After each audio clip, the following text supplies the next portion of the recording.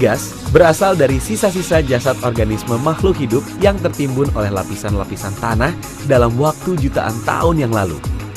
Oleh karena tekanan dan panas yang sangat tinggi dan dalam waktu yang sangat lama, jasad organisme pun perlahan-lahan berubah menjadi minyak dan gas.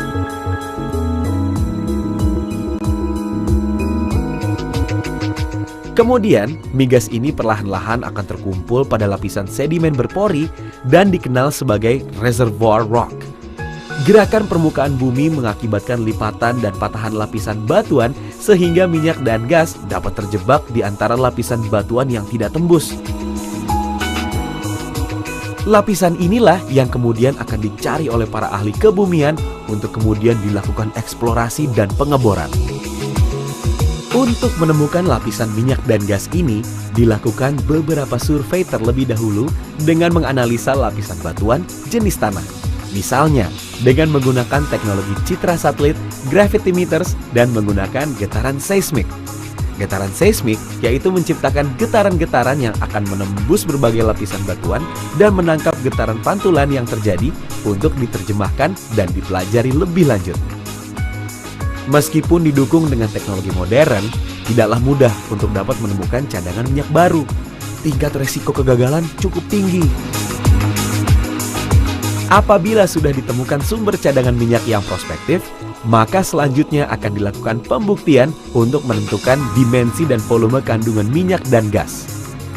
Studi analisa dampak lingkungan harus dilakukan untuk mengantisipasi resiko kerusakan lingkungan yang mungkin terjadi.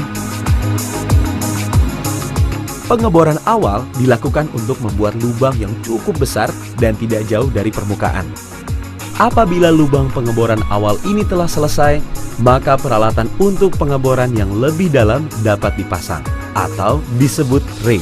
Para pekerja selanjutnya melakukan pengeboran sampai kedalaman tertentu dengan prosedur keamanan dan ketelitian yang sangat ketat untuk menghindari terjadinya potensi bahaya. Selanjutnya, dipasang peralatan untuk memproduksi minyak dan gas. Minyak hasil produksi tersebut kemudian disalurkan melalui pipa atau jenis transportasi lain dibawa ke kilang pengolahan minyak. Sedangkan gas hasil produksi disalurkan melalui pipa ke kilang pencairan gas alam atau ke konsumen. Hal selanjutnya adalah proses pengolahan minyak mentah menjadi produk-produk minyak.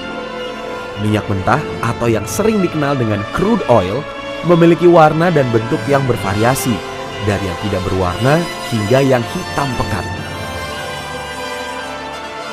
Minyak mentah merupakan bahan dasar untuk membuat berbagai produk lain karena terdapat hidrokarbon di dalamnya.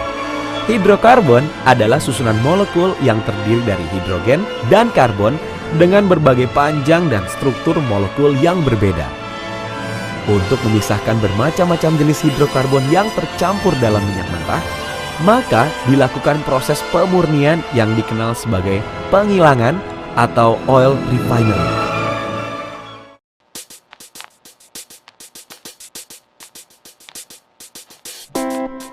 Sampainya di refinery, minyak mentah ini dimasukkan ke menara penyulingan atau distillation chamber.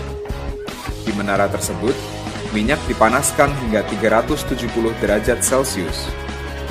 Komponen-komponen yang terkandung di dalam minyak mentah, satu demi satu akan terpisah berdasarkan temperatur kondensasi mereka.